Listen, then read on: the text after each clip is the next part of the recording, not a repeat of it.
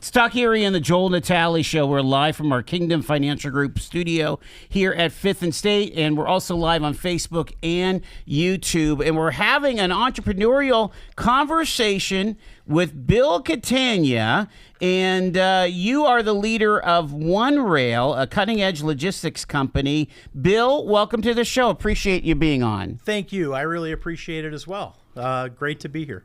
All right, let's get an origin story. You grew up close, right? Really close. I grew up in Westfield, New York. You know, that's where I spent the first 22 years of my life. And then it was, I want to say 2002 that I moved to Erie. Okay. What led you to Erie? Was because it sounds like you went to college somewhere else, right? Yeah, went to Cornell. So okay, cool. I did my tour duty there, and then my wife had a couple years to finish up vet school, so she did that. And okay. We wanted to locate back here to Erie, PA, or close to home, right? Yeah, to be around right. family, 3 kids.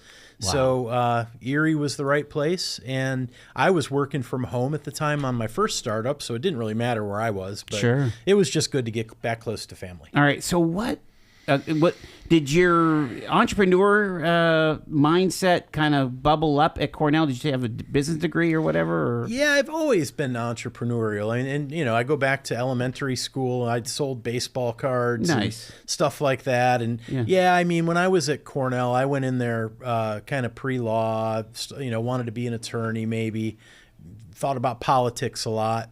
All it took was working one summer on Capitol Hill to realize that's probably not where I want to be. And not because I don't like the role. Mm-hmm. I just thought that lifestyle wasn't really what I wanted just yet. So I don't know how the kids make it, Bill. Honestly, I mean, when you're grinding as like an intern or just some kind of a staffer, you're making like minimum wage almost and working 80 hours a week. It's hard work. A lot of people don't realize how hard work it is. And, you know, you do it because you love it. And I just didn't have it in my heart like some people did. And it was ironic. I went back to school, took my first economics class, and that was it. So from there, you know, really was on a path to maybe work for one of the big brands. Like I was recruited by Philip Morris and a few other big groups, but ended up getting bit by the dot-com.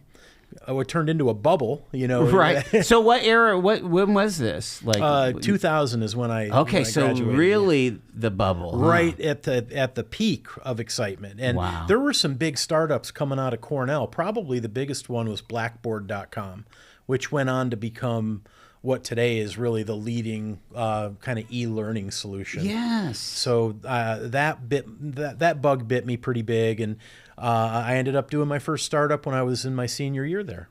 It's so funny. They always bring up when they talk about the 99, 2000 bubble, pets.com. Remember that with the sock puppet and all that?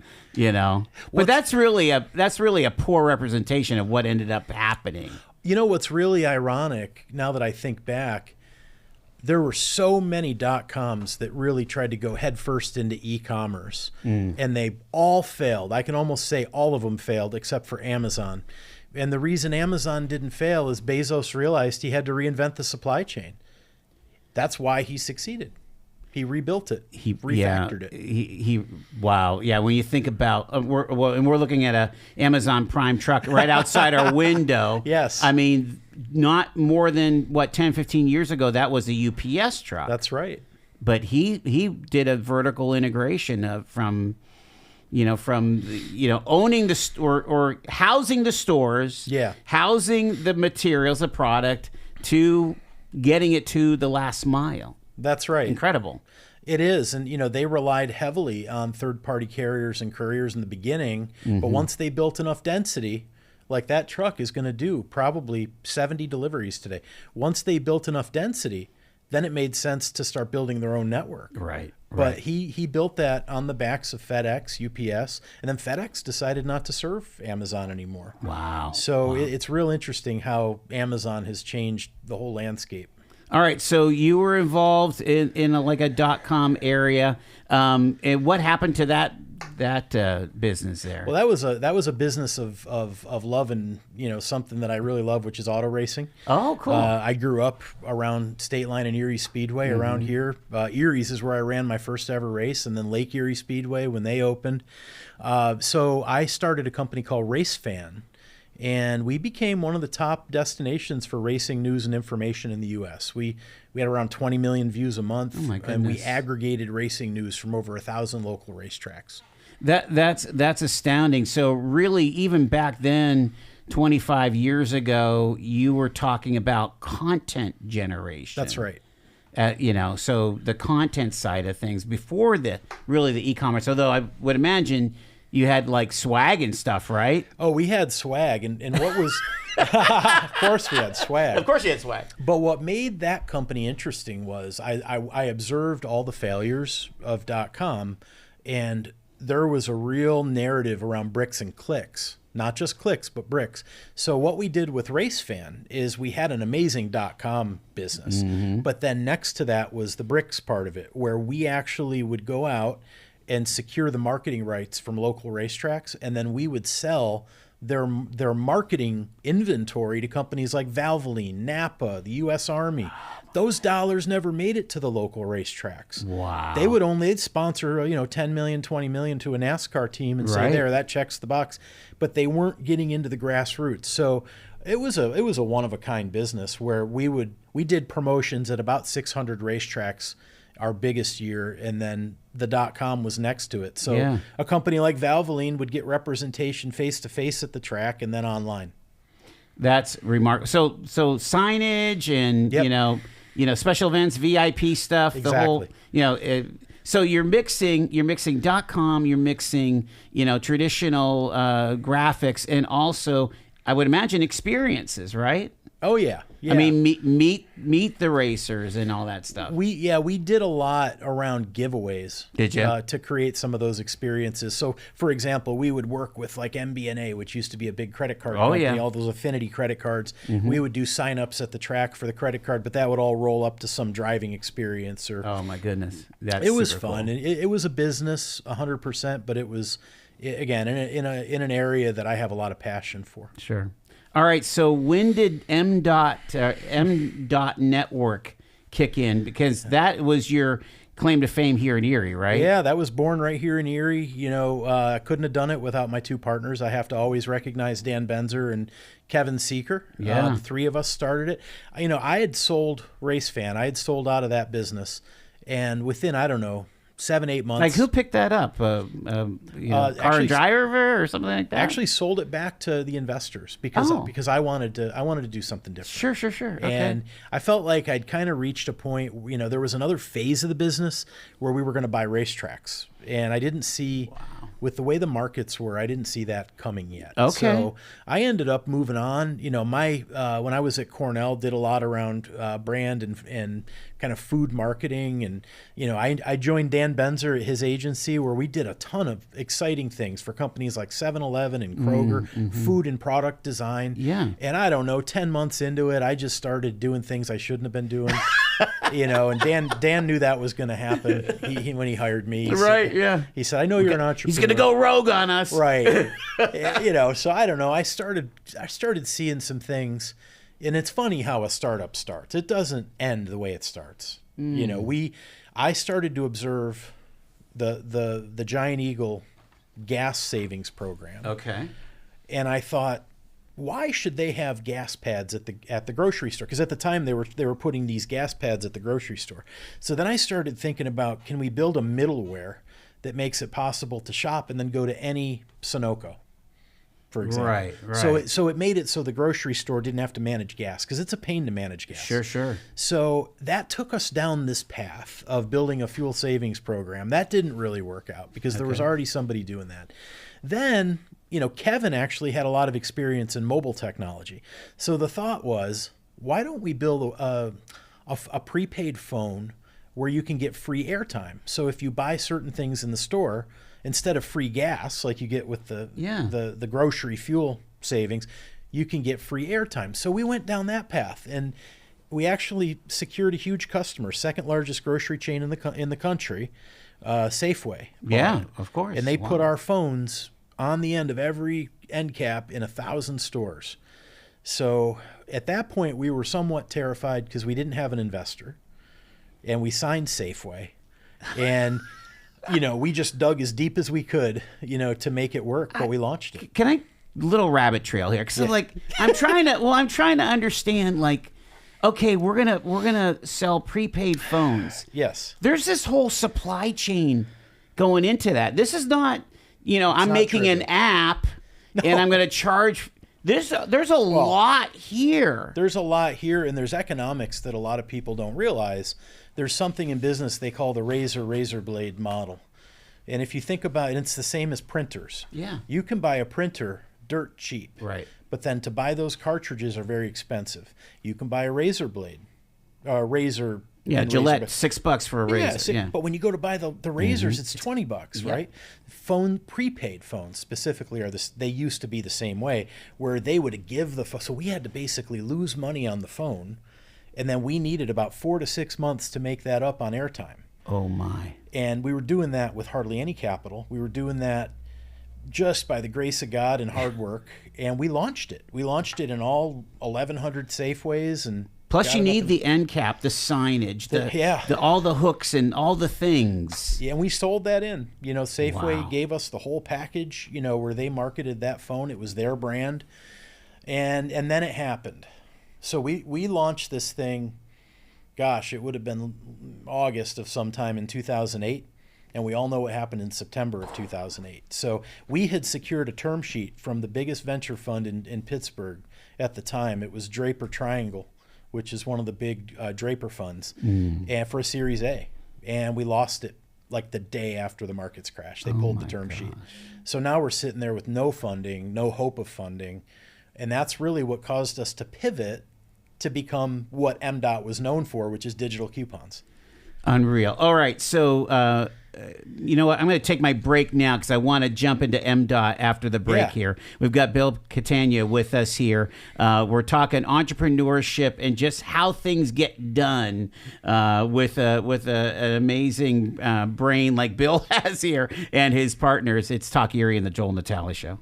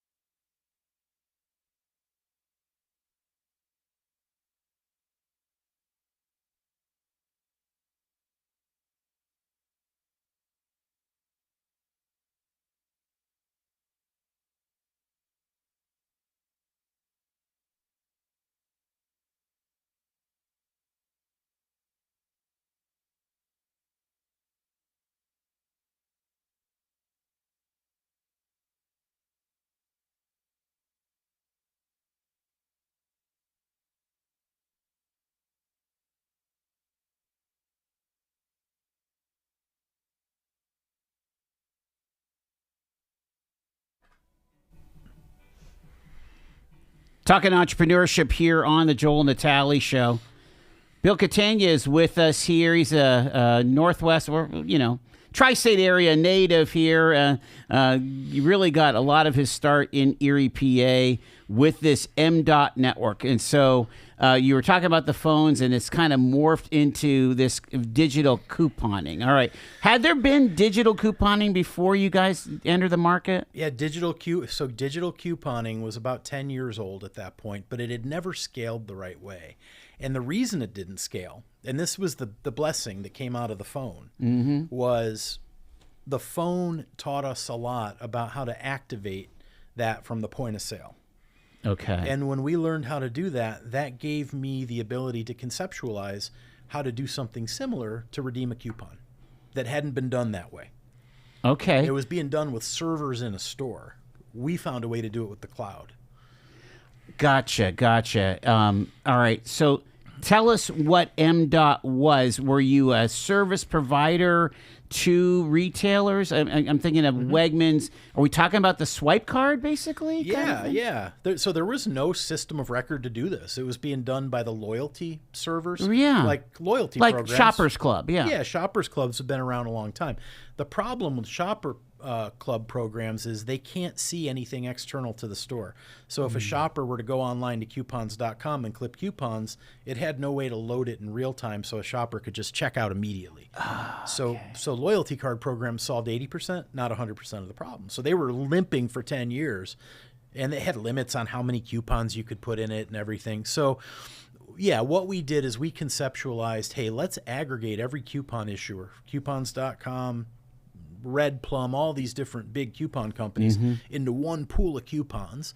Let's give them to the retailer on their website so that the shopper doesn't have to leave the web, because every retailer wants the shopper to stay on their website to get all that value. And then let's connect it, the point of sale, to the cloud and do it in 200 milliseconds. Oh my goodness. And some of these transactions were taking 10 seconds from some of the companies that we were competing against because they weren't using the cloud. They were using really horrible infrastructure. So that's how we changed the game. Aggregate all the coupons, give them to the retailer, do a real-time, almost like a Visa MasterCard transaction, and then be the retailer's best friend. That was the last part, was I called it retail-centric. So we would go to Wegmans. They already had a shopper card. Yes. We want that to work with our program, so it's all one program, which is what they wanted too. They didn't want a separate program working with coupons.com. So we just aligned all of our interests with the retailer, and it took all the friction out of it, and it made it work. Amazing. So have we used this, you think? Well, I mean, without even knowing it? Oh, I would guarantee you have. It's powered digital couponing at Tops since 2011. Wow. Wegmans since 2014, Family Dollar. And today it processes about 70% of all paperless digital coupons. And I'd be remiss if I didn't say we couldn't have done it without the 110 angel investors we had, many of which were right here in Erie. And they were teachers, they were chiropractors, they were doctors, they were realtors.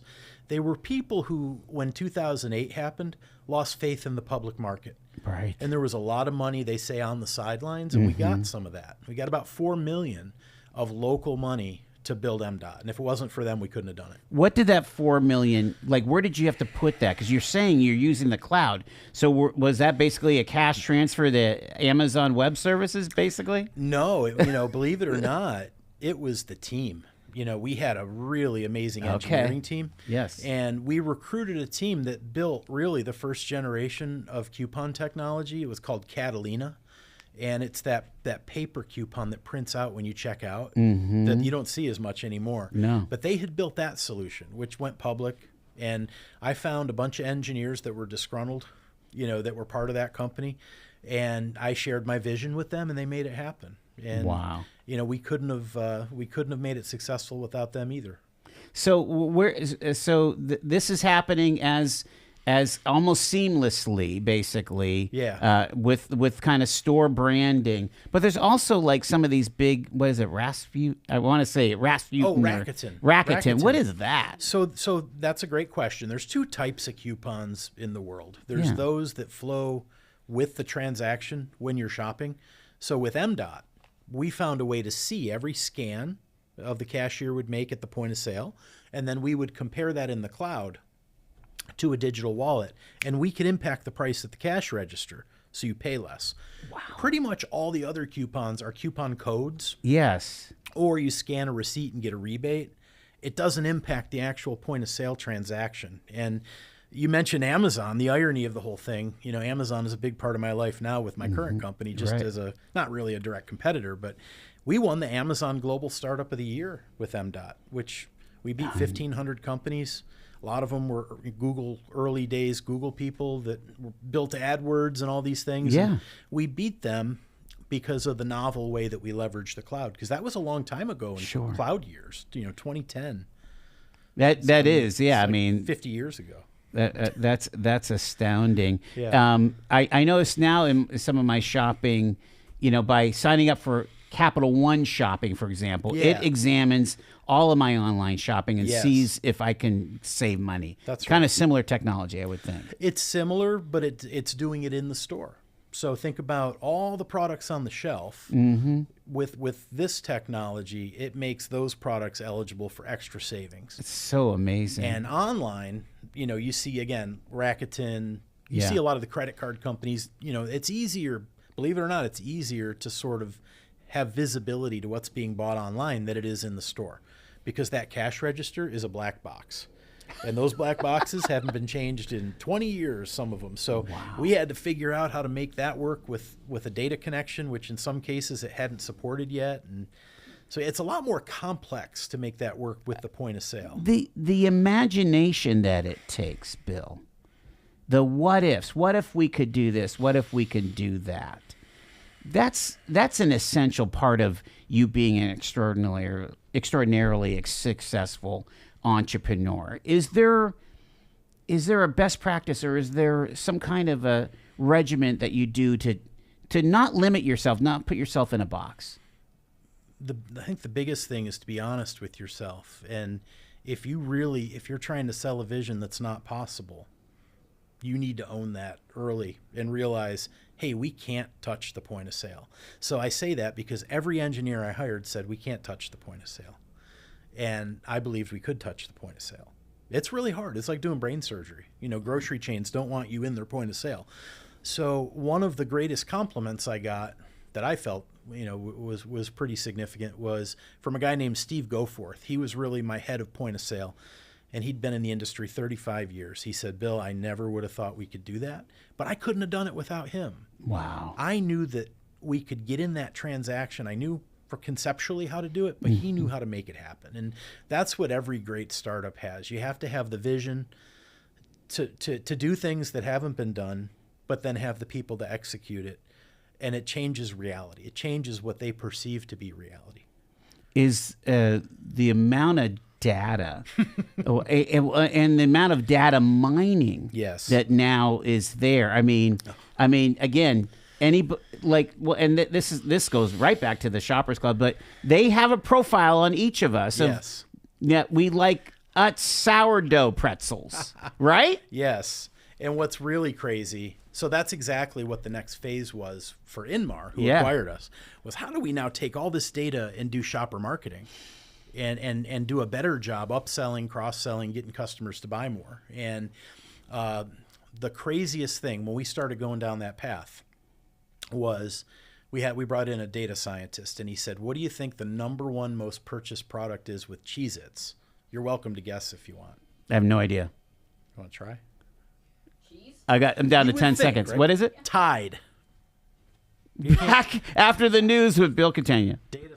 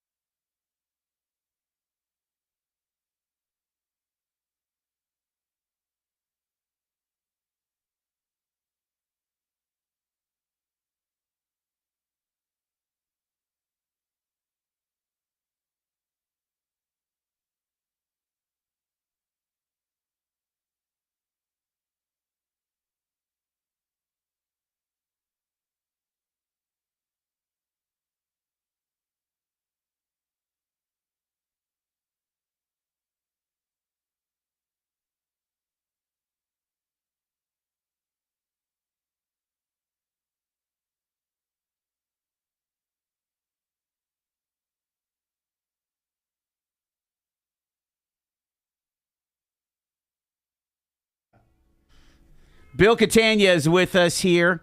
It's the Talk Erie and the Joel Natale Show live from our Kingdom Financial Group studio here. We're talking entrepreneurship. And Bill, we've gone through half of the conversation. We were just getting to your latest company here. MDOT, again, an amazing success, and this is leading to this One Rail, a cutting-edge logistics company. So this is quite a pivot, but I could see this. I could see why you would get into logistics here, but you tell the story if you would. Yeah, there's a lot of similarities in how we do it. So, it started out like a lot of companies start out. When I woke up that day, I didn't plan to start a company. I planned to just live a normal day, but my refrigerator broke, and that caused me to start figuring out where to buy it. And I saw Lowe's Home Improvement was advertising free delivery. I thought, well, that's a great idea. At least I won't have to pay for it. I'll get it today, because I assumed I'd get it today. So went to the store, bought the refrigerator, told the guy behind the customer service desk, hey, bring it anytime. I'm here all day. I'm flexible. And he said, I'm sorry, sir, it'll be 10 days.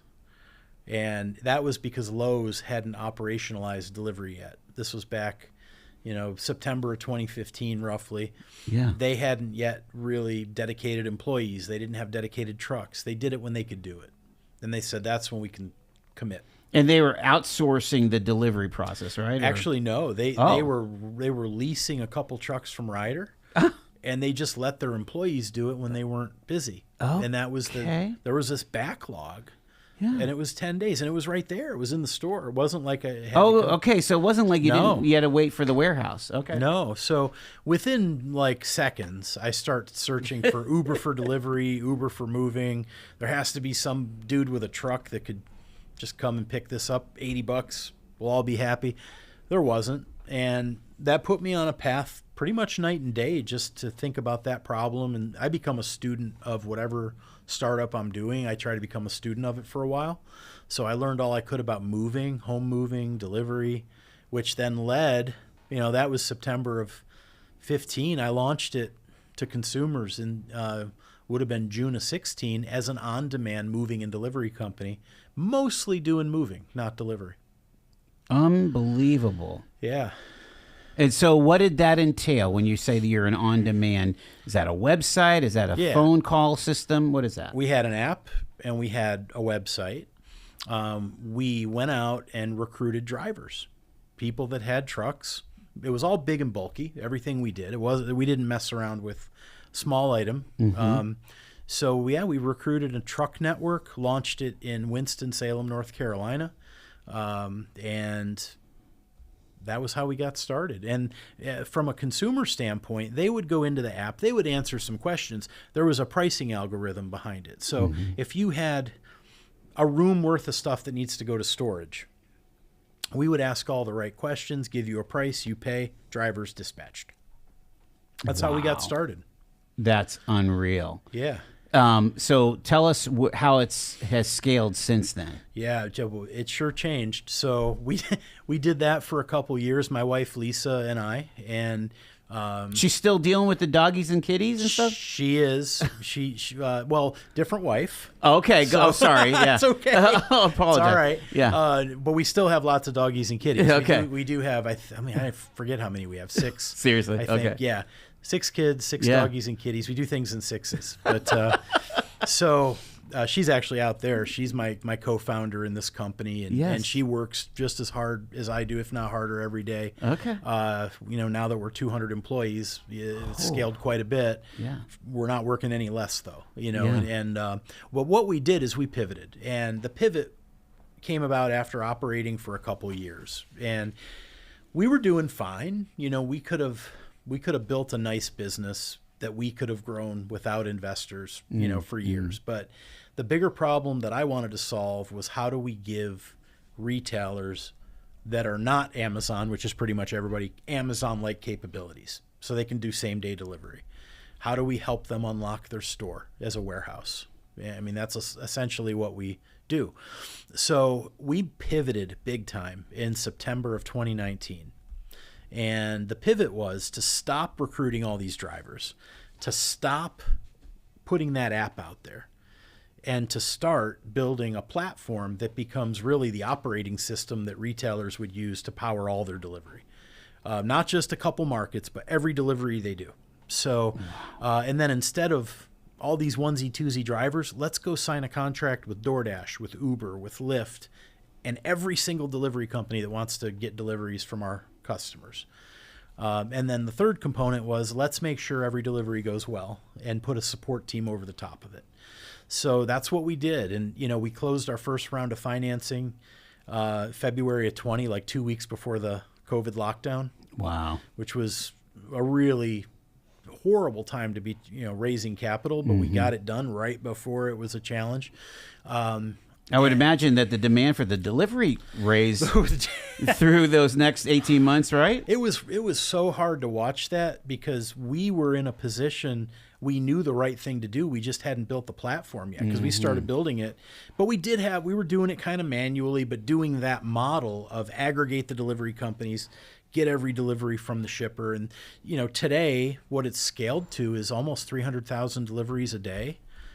We power every single Lowe's store, ironically. That's where that little refrigerator problem happened. So every Lowe's in the country for same-day delivery, all 5,000 Advance Auto Parts stores, Tractor Supply. Companies like Pepsi use us for B2B distribution, U.S. Foods, American Tire Distributors, all big companies. You probably see a theme. And it's because it really solves the problem. And we've been fortunate to have Lowe's invest in the company, Pepsi invested in the company, and that's kind of where we are today. We've been running that same play ever since we pivoted. What about the apparatus? Again, a Pepsi truck is different than a box truck for washers and dryers. A lot different. And so what we're doing for companies like Pepsi, they have their fleet. They have 81,000 trucks. It's the biggest fleet in North America. But there's a lot of smaller customers they want to serve, and it's really tough to get their orders in the same as the 53-foot truck and make it efficient. So by using, it might just be a case of chips that's going to a dentist's office, my goodness, or a couple cases going to a Little League field. We're handling kind of the smallest 20% of distribution. How did they handle that before? Did they have just did district managers or jobbers or something? No, they did it less profitably on their big trucks. Oh my goodness! And they're still doing. We haven't rolled out to every warehouse in the country yet with them. So, but there's a lot of different use cases for them. They do a lot of parcel shipping. If you think about it, you have a warehouse here, and you're doing all this parcel shipping. Do you need to send that via parcel within a 60-mile radius of that warehouse? Probably not, because it gets touched 4 times by UPS. So for us, we found a way to save them a lot of money for the local deliveries around their warehouses, just us taking them. And that's how the Uber partner can play in that game with you. That's right. As opposed to, again, you still have that washer and dryer issue, but if it's a bathroom sink faucet, you could totally handle that. Absolutely. Yeah. And that's what the platform does. The platform looks, how big is what needs to be delivered? How many cubic inches is it? What does it weigh? And then that's what that's some of the data we're using to match it to the right courier. If we see something that's over 50 pounds, it's not going to go to Uber or DoorDash because they can't deliver over 50 pounds. They don't deliver over 10 miles. So think of it as real-time Tetris, right? We're fitting these deliveries into the network so that it optimizes speed and cost.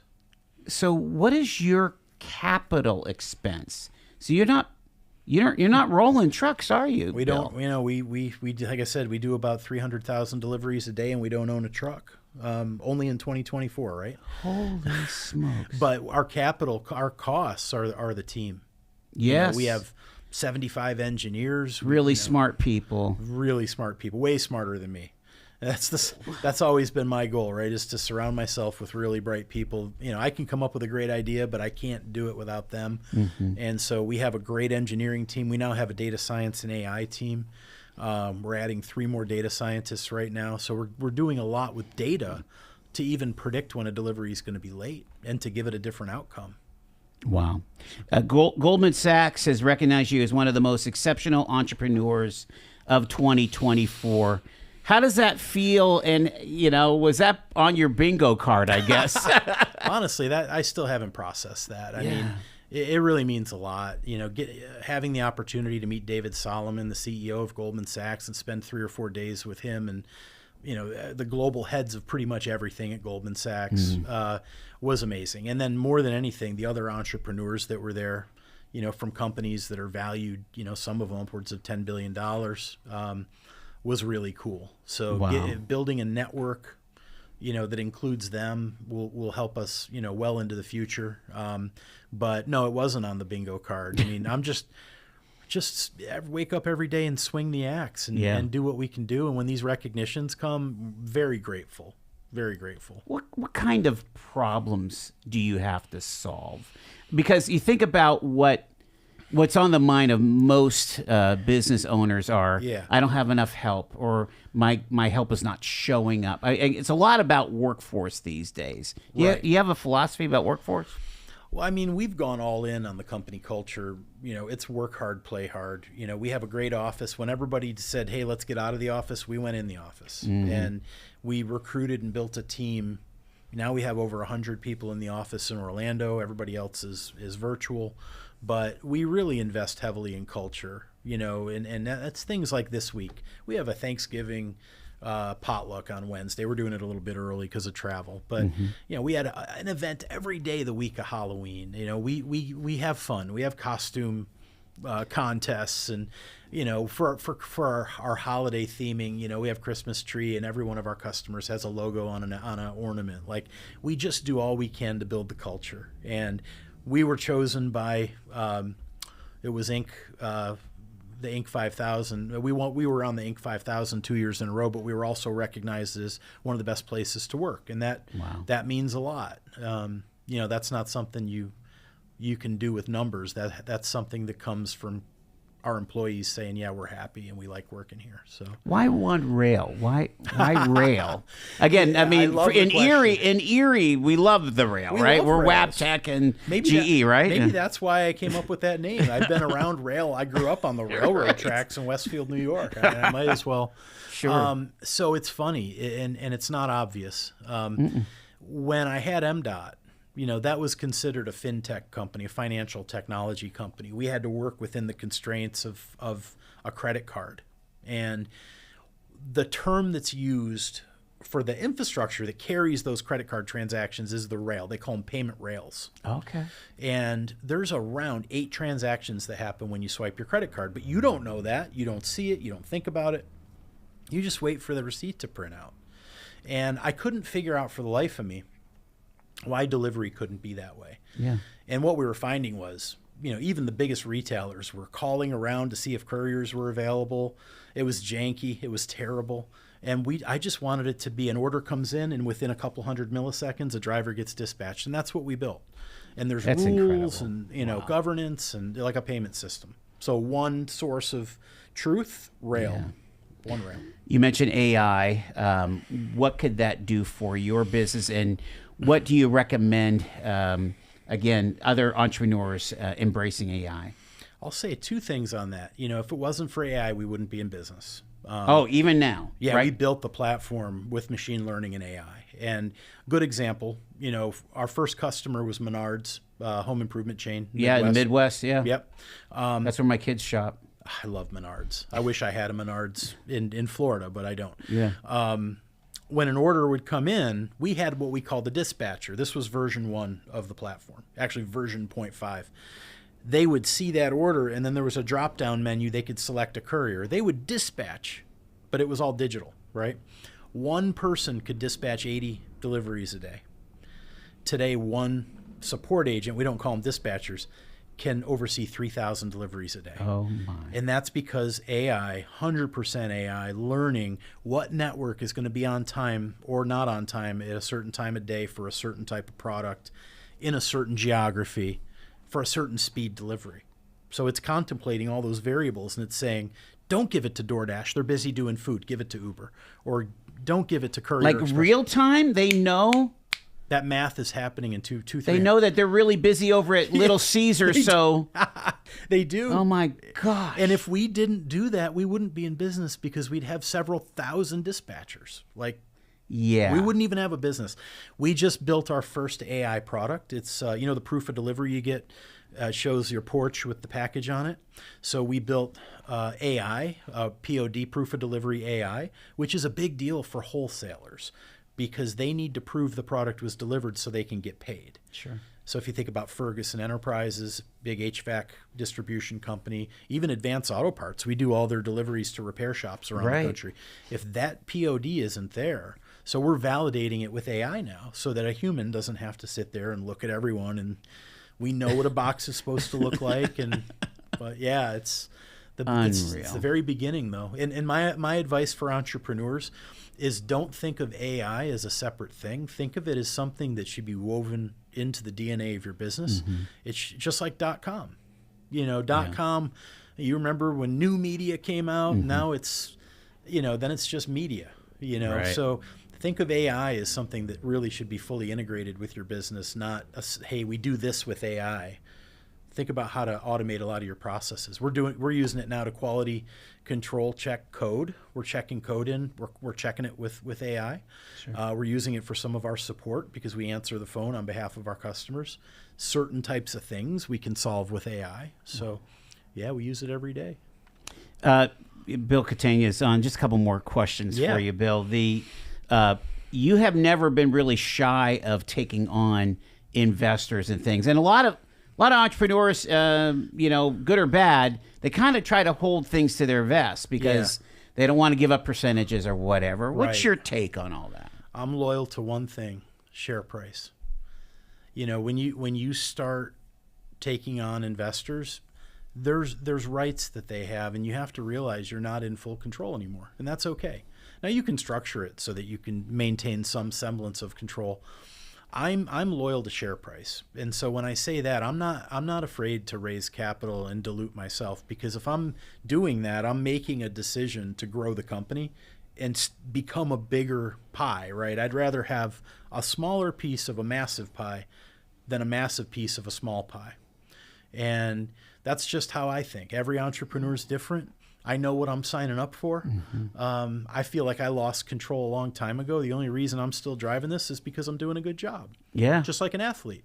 My first ever investor, I signed my employment agreement with him at a Kinko's. That was Race Fan. And I said to him, I'd really like to have anti-dilution, and I'd like to have like a 2-year severance. And he laughed at me. He said, you don't get either one of those. You're like a professional athlete now. You're either going to perform or you're not. That's okay. I don't mind that. Yeah. And that's how I think about it. Don't even worry about percentages. If you're worrying about percentages, that's okay. It just means you're going to have a smaller business, and that's okay. That's what you're signing up for.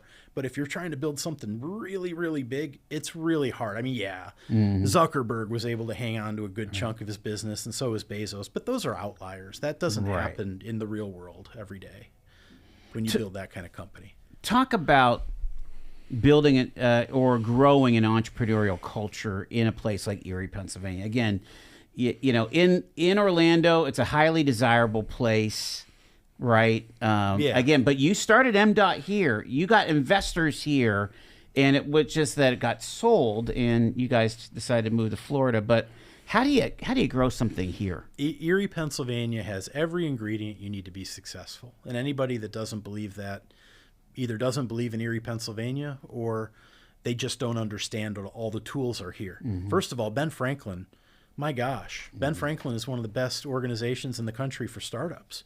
I mean, they got behind MDOT. The amount of guidance and support and teaching that I got from Jim Costco and others at Ben Franklin it was unbelievable. The SBDC, Steve Overholt. I learned more from Steve Overholt in a 2-year period of time that I may have learned from anybody. So all the tools are here. And I'll tell you another thing. There's a lot of venture funds, and this is different today than MDOT. They don't want to invest in the Silicon Valley. Interesting. They want to find the gems in places like Erie, Pennsylvania. And because there's a lot of gems here. And it's just doesn't matter what zip code you're in. You have to wake up. You got to solve a problem. You have to provide value to your customer. Mm-hmm. And if you can wake up and do that and not quit, yeah, you got to get it capitalized. But we proved there's capital here. It was hard. I mean, we used to hold information sessions at our office at the Gannon Incubator, and we'd have 30 people in there listening to the MDOT story, and 2/3 of them would write a check. Wow. So you have to hustle. Erie, Pennsylvania, I could be just as successful here as Orlando.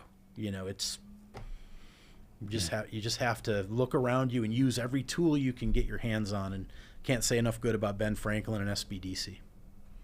Bill Catania, again, he is the founder and CEO of One Rail.